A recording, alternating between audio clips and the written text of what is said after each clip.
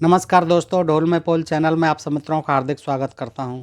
दोस्तों, हमारा समाज वैदिक युग से लेके यानी वेदों के प्रादुर्भाव से लेके आज तक चार वर्णों में विभाजित हुआ और चार वर्णों से लेकर आज तक लगभग 7,000 जातियों में विभाजित हो चुका है।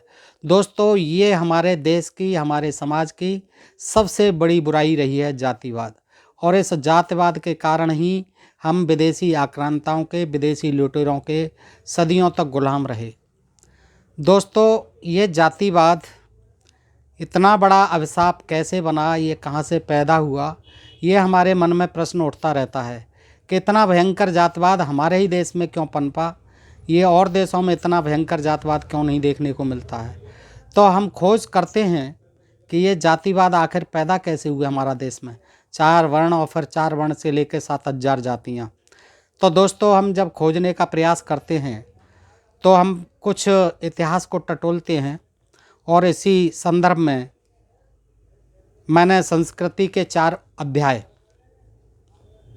ये संस्कृति के 4 अध्याय ये पुस्तक है, और महाकवि, राष्ट्रीय कवि रामधारी सिंह दिनकर जी द्वारा ये संकलित है, संपादित है। दोस्तों, इसमें विभिन्न धार्मिक ग्रंथों से और विभिन्न ऐतिहासिक ग्रंथों से तमाम जानकारियाँ उद्धृत की गई हैं। और दोस्तों, मैंने इसे पढ़ा तो मैंने चाहा कि मैं कुछ जानकारी इसमें से आपके समक्ष रखूं, ताकि आप भी जान सकें कि आखिर ये वर्ण व्यवस्था और जाति व्यवस्था इतने भयानक रूप में हमारे देश में कहाँ से चली और कैसे प्रारंभ हुआ इसका। तो दोस्तों, आइए सुनते हैं, जानते हैं संस्कृति के 4 अध्याय से कि ब्राह्मण, क्षत्रिय और वैश्य जातियों के उद्गमों के संकेत ब्राह्मण, क्षत्र और वैश्य तो ऋग्वेद में मिलते हैं, किंतु पुरुष सूक्त को पीछे का जोड़ मानने पर यह बताना असंभव हो जाता है कि शूद्रों का उद्गम क्या था। 3 वर्ण तो दिए हुए हैं वेदों में, ऋग्वेद में खासतौर से ब्राह्मण, क्षत्रिय, वैश्य, लेकिन चौथा वर्ण नहीं है उसमें। तो ये जो है पुरुष सूक्त का उदाहरण शूद्रों के लिए नहीं है। तो ये चिंता का विषय हो जाता है, विचार का विषय हो जाता है कि आखिर शूद्रों का उद्गम क्या था। शायद डॉक्टर अंबेडकर की यह स्थापना गलत नहीं है। उनका मानना था, डॉक्टर अंबेडकर का, कि शूद्र उसी भांडार के हैं, उसी कुल के 3 वर्णों में से ही हैं, जिसकी मुख्य शाखा क्षत्रिय जाति के रूप में विकसित हुई। यानी ये शूद्र जो है क्षत्रिय जाति से, क्षत्रिय वर्ण से ही विकसित हुए बाद में। परंपरा से हम कुछ धंधों को शूद्रों से संबंध मानते आए हैं, कुछ धंधों के कारण शूद्र जातियां बनी। यदि इस आधार पर विचार किया जाए तो कई प्राचीन उदाहरण ऐसे हैं जिनसे यह माना जा सकता है कि ऋग्वेद काल में शूद्र तिरस्कृत नहीं थे। ऋग्वेद काल में शूद्र तिरस्कृत नहीं थे। छांदोग्य उपनिषद में कथा आई है कि रैक्व ने जनश्रुति को वेद पढ़ाया था, किंतु रैक्व गाड़ीवान थे, रैक्व ऋषि थे, गाड़ीवान थे और शूद्र थे। डॉक्टर अंबेडकर ने कवच एलूस को शूद्र बताया है। एलूस ऋग्वेद के 10 मंडल के कई मंत्रों के रचयिता थे, शूद्र थे। महाऐत्रेय उपनिषद के अनुसार भी कावसेय लोग दासी पुत्रों के वंशज थे, किंतु वे यज्ञों के आध्यात्मिक रहस्य का उद्घाटन करते थे। भरद्वाज और कात्यायन स्रोत सूत्रों में संकेत है कि कई धर्मशास्त्र यज्ञ का अधिकार शूद्रों को भी देते थे। अश्वनी कुमारों को इंद्र सोमपान का अधिकारी नहीं समझते थे। अश्वनी कुमार जो देवता थे, अश्वनी कुमारों को इंद्र सोमपान का अधिकारी नहीं समझते थे, क्योंकि वे शूद्र थे, अश्वनी कुमार। किंतु महर्षि च्यवन ने इंद्र से वैर ठानकर अश्वनी कुमारों को सोम अर्पित किया था। वेदकालीन राजा सुदास शूद्र थे। वैदिक परंपरा के अनुसार वे राजर्षि विश्वामित्र के संरक्षक थे, गार्जियन थे। राजा सुदास शूद्र थे। सुदास का राज्याभिषेक वशिष्ठ ने किया था और राजा सुदास ने अश्वमेध यज्ञ किया था। इसका भी उल्लेख है, महाभारत आदि ग्रंथों में है। ऋग्वेद में 3 ही वर्ण हैं। शूद्र को चौथे वर्ण के रूप में वहाँ गिना नहीं गया है, चौथा वर्ण नहीं माना गया है वहाँ पर। शतपथ ब्राह्मण और तैत्तिरीय ब्राह्मण भी 3 ही वर्णों की स्थिति बतलाते हैं। ऐसी अवस्था में यह मानने का क्या आधार हो सकता है कि इन 3 वर्णों के सिवा आर्यों के समाज में बहुत से ऐसे भी लोग थे जिन्हें आर्यों ने कोई नाम नहीं दिया था। इससे अधिक युक्त संभावना यही हो सकती है कि शूद्र भी किसी न किसी प्रकार के द्विजातीय थे और उनका स्थान घट बढ़कर क्षत्रियों के ही समान था। इसीलिए चौथा वर्ण ऋग्वेद में वर्णित नहीं है कि वो भी किसी न किसी तरह से क्षत्रिय ही थे जो बाद में शूद्र वर्ण में धकेल दिए गए। इस संभावना को कुछ अतिरिक्त बल इस बात से भी मिलता है कि कर्म सादृश्य या स्वभाव साम्य के आधार पर चातुर्वर्ण परिधि के बाहर के भारत में अथवा भारत के बाहर विद्यमान राष्ट्र गण या समूह मनुस्मृति महाभारत तथा पुराणों में क्षत्रिय जात के रूप में निर्दिष्ट हैं। कर्म के आधार पर जो शूद्र थे वो आर्यव्रत से बाहर रहने वाले सुसभ्य लोग क्षत्रिय समझे जाते थे। आर्यव्रत से बाहर रहने वाले सुसभ्य लोग क्षत्रिय समझे जाते थे। तब फिर आर्य समाज के भीतर बसने वाले लोग जिनकी गणना त्रिवर्ण में नहीं है तिरस्कृत शूद्र की स्थिति में क्यों रहे होंगे। शूद्रत्व का विधान ऋग्वेद काल के बाद जाकर हुआ होगा। ऐसी संभावना है कि शूद्रत्व का विधान ऋग्वेद काल के बाद जाकर हुआ होगा। ये शूद्र विधान जो बना है, शूद्र जातियाँ जो बनाई गई वो ऋग्वेद काल के बाद बनाई गई। मनुस्मृति और महाभारत में उन्हें ब्रसल कहा गया है, ब्रसल, और जो कि आर्यव्रत से बाहर थे, जैसे शक, यवन, पारद, चीन, किरात, दारद, पौंड्र, चांड्र आदि जातियों के लोग ब्रसलों के द्वारा यज्ञ करवाकर, ये हीन जाति के क्षत्रिय थे जो आर्यव्रत से बाहर थे, ब्रसलों के द्वारा, ये ब्रसल कहलाते थे, ब्रसलों के द्वारा यज्ञ करवाकर उन्हें आर्यव्रत में सम्मिलित कर लेने की प्रथा महाभारत काल में विद्यमान थी। द्विजव्रत से बाहर के लोग कर्म शुद्धि के द्वारा द्विजव्रत में प्रवेश पा सकते थे और अधिकतर वे क्षत्रिय जाति की दीर्घा में स्थान ग्रहण करते थे। इधर भारत में जब से यह आंदोलन उठा है कि द्विजेतर जातियों के लोग भी द्विजत्व प्राप्त करें, जो द्विज नहीं है वो भी द्विजत्व प्राप्त करें, तब से प्राय जो लोग शूद्र जाति से उठकर द्विजत्व का दावा करते हैं, जो ये कहते हैं हम क्षत्रिय हैं। कई जातियां जो है शूद्रों की वो क्षत्रिय होने का दावा करती हैं। वो तभी से है कि उनको मौका दिया गया कि जातीय लोग भी द्विजत्व प्राप्त करें, वे आंदोलन द्विजेतर जातियों के लोग भी द्विजत्व प्राप्त करें। तब से प्राय जो लोग भी शूद्र जाति से उठकर द्विजत्व का दावा करते हैं, वे और किसी जाति में न जाकर अपने को क्षत्रिय कहना ही अधिक पसंद करते हैं। प्रत्येक जाति को सदा के लिए किन्हीं खास धंधों में बांध देने का रिवाज वैदिक युग के बाद प्रचलित हुआ। जब तक वैदिक युग था, वेदों की मान्यता थी, यज्ञ हवन होते रहे, तब तक जो है जाति का रिवाज नहीं था, किसी खास धंधे से बांध देने का रिवाज उसके बाद लोगों को बाद में प्रचलित हुआ, जिसका इष्टतम उल्लेख मनुस्मृति में मिलता है। वरम स्वधर्मो विगुणो न पारक्य स्वनिष्ठतः परधर्मेण जीवन ही सद्य पतत जाततः। अपना मनुस्मृति कहती है अपना विगुण धर्म भी यानी पैतृक परंपरा से प्राप्त कठिन धंधा भी दूसरों के धर्म से श्रेष्ठ है। अपना ही परंपरागत जो पेशा है, धंधा है, वही श्रेष्ठ है। दूसरों का सुविधाजनक धंधा अपनाकर जीने वाला मनुष्य जाति से च्युत हो जाता है, चाहे वो कठिन बेशक है, लेकिन अपना ही परंपरागत पेशा करें। और जो हल्का धंधा समझ के दूसरे का धंधा अपनाएगा वो अपनी जाति से च्युत हो जाएगा, अलग हो जाएगा। किंतु अपनी प्रारंभिक अवस्था में वर्ण व्यवस्था में काफ़ी लचीलापन था। एक वर्ण से दूसरे वर्ण में आना जाना असंभव नहीं था। इतिहास पुराण में सैकड़ों उदाहरण वर्ण परिवर्तन के दिए हुए मिलते हैं। पुरुरवा क्षत्रिय राजा थे, गाध उन्हीं के वंश में जन्मे थे, किंतु गाध की कन्या सत्यवती से परशुराम के पितामह ऋचिक ने विवाह किया, और ऋचिक और ये परशुराम के पितामह ब्राह्मण थे, लेकिन गाधी जो है क्षत्रिय थे। तो गाध की कन्या सत्यवती से परशुराम के पितामह ऋचिक ने विवाह किया, ब्राह्मण ने क्षत्रिय कन्या से विवाह किया जो कि परशुराम के बाबा थे। इस प्रकार एक ही गाध के पुत्र विश्वामित्र क्षत्रिय और जामाता ऋचिक ब्राह्मण कहे गए हैं।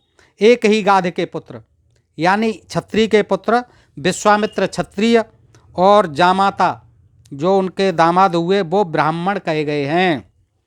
कृष्ण द्वैपायन व्यास की माता सत्यवती धीवर जाति की थी, किंतु व्यास क्षत्रिय और ब्राह्मण सबके पूजनीय थे। इसी प्रकार जाबाला का पुत्र सत्यकाम ब्रह्म विद्या का अधिकारी ब्राह्मण समझा गया।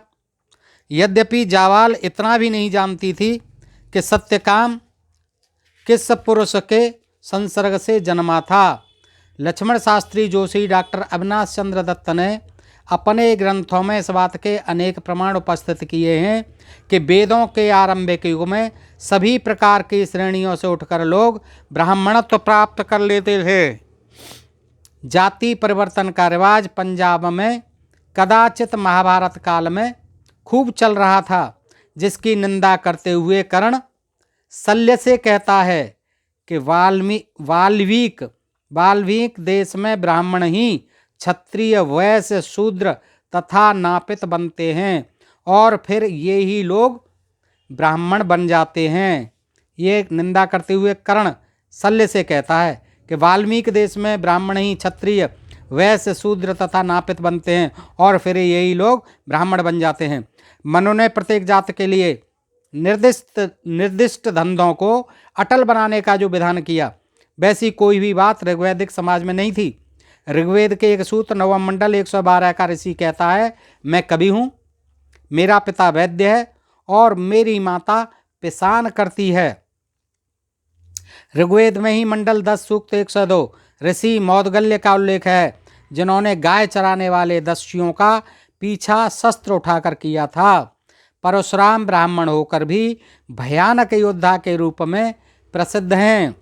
भृगुओं का उल्लेख ऋग्वेद में रथ बनाने वाले बढ़ई के रूप में हुआ है। भृगु ब्राह्मण हुआ करते थे। भृगुओं का उल्लेख ऋग्वेद में रथ बनाने वाले बढ़ई के रूप में हुआ है।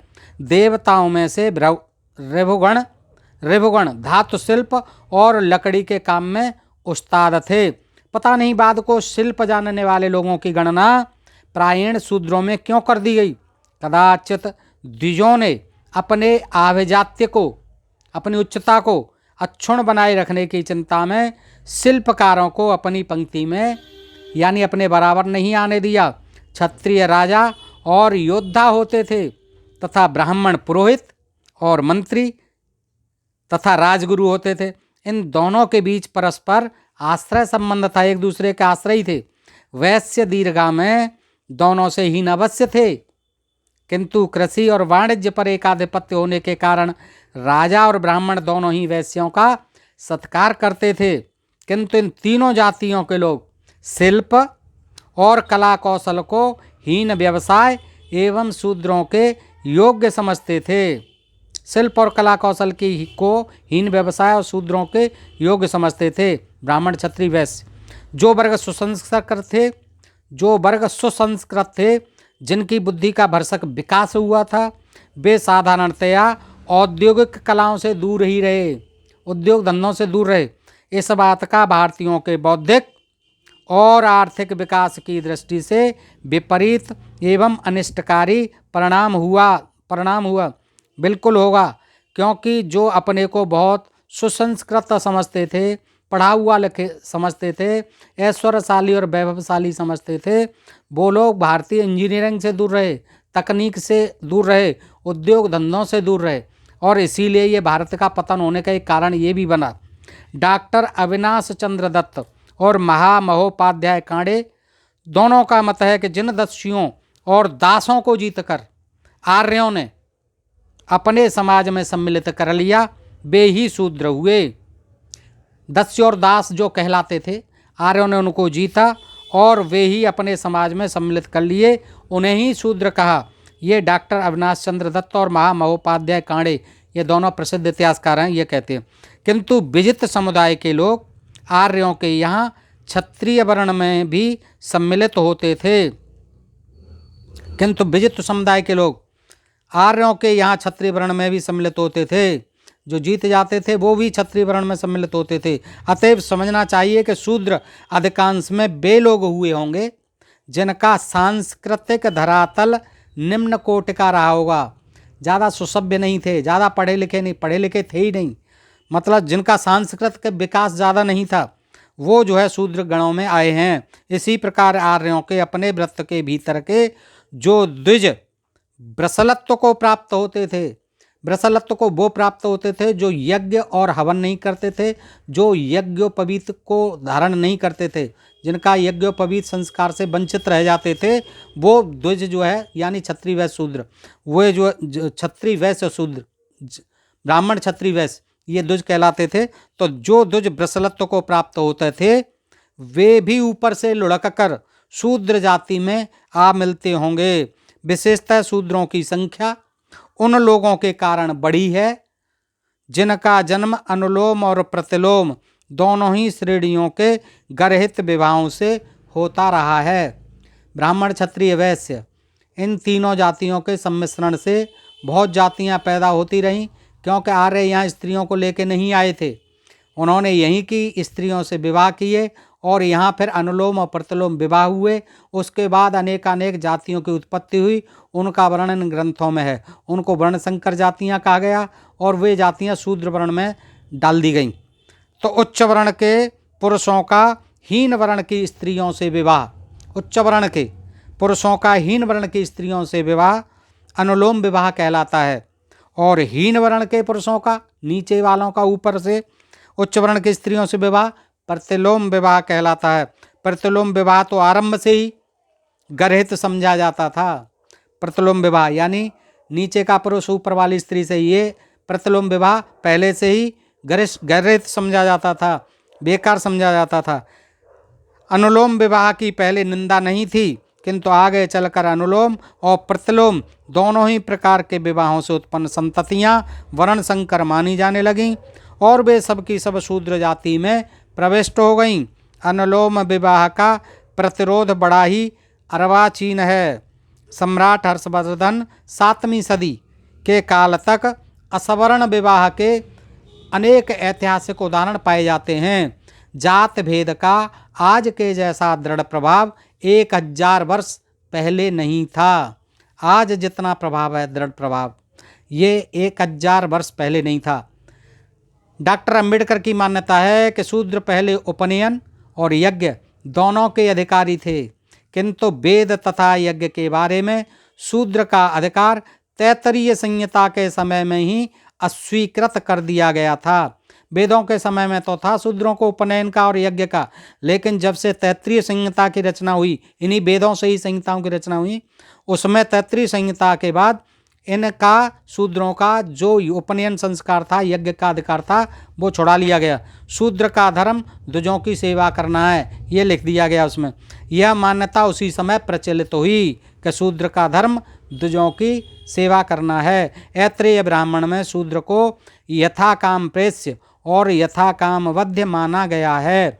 यथा काम प्रेष्य का अर्थ यह है कि द्विज शूद्र को जहाँ भी चाहते भेज सकते थे, और यथा काम वध्य का अभिप्राय यह है कि द्विज शूद्रों का जो भी ताड़न करना चाहते थे कर सकते थे। खैरियत सिर्फ इतनी हुई कि शूद्र कभी भी उस निस्सहायता में नहीं पड़े जो पश्चिमी जगत की दास संस्था का लक्षण थी। धार्मिक दृष्टि में शूद्र द्विजों के अधीन थे, प्रायः उनके दास भी थे। दास दासियों के वृत्तांत भरे पड़े हैं, किंतु वे सामी अथवा यूरोपीय इतिहास के गुलाम नहीं थे। जैसे यूरोप में गुलामों की खरीद फरोख्त जारी होती थी और उनके ऊपर बहुत ही अमानवीय अत्याचार होते थे, इतने कड़े अत्याचार यहाँ नहीं होते थे, हालांकि में होते थे। तो शूद्र अपनी देहों, अपने श्रमों, अर्थोत्पादक आयुधों तथा भूमि आदि संपत्ति के स्वामी भी थे। शूद्रों को शूद्रों की आजीविका के कई ऐसे स्वतंत्र व्यवसाय थे जो त्रैवर्णकों के तनिक भी अधीन नहीं थे। शूद्र ही प्रधान रूप से पशुपालन, धातुकर्म, बुनाई, बढ़ईगिरी, लोहार, कुम्हार और चर्मकार के काम तथा रसोई आदिहीन तथा उच्च व्यवसायों को अपनाते थे। शोषण तो भारत में शूद्रों का भी हुआ और खूब हुआ, किंतु द्विजों के वो कृतदास कभी भी नहीं रहे, खरीदे हुए गुलाम नहीं रहे, जैसे पश्चिमी देशों में खरीदे जाते थे और बेचे जाते थे। आपस्तंभ धर्मसूत्र का कथन है कि यदि अपने लिए, अपनी भार्या अथवा अपने पुत्र के लिए आर्थिक कठिनाई महसूस हो तो कोई हर्ज नहीं, परंतु दासों और मजदूरों का वेतन पहले देना चाहिए। जाति प्रथा जन्मी कैसे? ऋग्वेद में केवल त्रिवर्णों का उल्लेख है। जब शूद्रों का आविर्भाव हुआ तब से वैदिक समाज 4 वर्णों का समाज माने जाना लगा। चातुर्वर्ण निंदित संस्था नहीं थी, न आज हम उसकी निंदा करते, यदि वर्णाश्रम के भीतर से अगणित जातियों का जन्म नहीं हो गया होता। गीता में भगवान ने बड़े ही संतोष से कहा है, चातुर्वर्ण्यम मया सृष्टा गुण क्रम विभाग सह। वर्णाश्रम का समर्थन स्वामी दयानंद और महात्मा गांधी ने भी किया है, किंतु विलाप की बात इतनी है कि वर्णाश्रम के भीतर से अनेक जातियां निकल पड़ी, ऊंच नीच का भेद बेतहासा बढ़ गया और मनुष्य केवल शूद्र ही नहीं अंत्यज और अस्पृश्य माना जाने लगा। आज हिंदू समाज का सबसे बड़ा अभिशाप यह जाति की प्रथा है और बड़े से बड़े लोग जाति प्रथा की वाणी से निंदा करने पर भी कर्म में उसकी अवहेलना नहीं कर सकते। हिंदू धर्म अपने अनुयायियों को चिंतन की पूरी छूट देता है, इनकी वाणी पर भी वह कोई अंकुश नहीं लगाता, किंतु आचरण की छूट देना उसके स्वभाव में नहीं है। हिंदुओं के यहाँ अपनी जाति से बाहर विवाह संबंध करने के लिए आदमी में प्राय उसी साहस की आवश्यकता होती है जिस साहस से लोग विधर्मियों के यहाँ विवाह करते हैं। नगरों में ईसाई और मुसलमानों के साथ सहभोज करने वाला, शहरों में ईसाई और मुसलमान के साथ सहभोज करने वाला हिंदू क्रांतिकारी भी अपने गांव जाकर वहाँ हिंदू हरिजनों के साथ बैठकर खाने का साहस नहीं कर सकता। और भारत के सिख भी, कम्युनिस्ट सिख भी दाढ़ी और बाल इसलिए नहीं मुड़ाते कि ऐसा करने से ग्रामों का वातावरण इनके खिलाफ हो जाएगा। जाति की शाखाओं प्रशाखाओं की वृद्धि अनुलोम और प्रतिलोम विवाह के कारण हुई, यह सत्य है, किंतु आरंभ में जाति प्रथा की बात आर्यों को सूझी कैसे, यही समझ में नहीं आता है। और इसे समझने के लिए दोस्तों हम आगे का वीडियो अवश्य देखेंगे। आज के लिए इतना ही। सुनने के लिए धन्यवाद। ढोल में पोल चैनल को सब्सक्राइब करते रहें। आपका बहुत बहुत आभार। नमस्कार।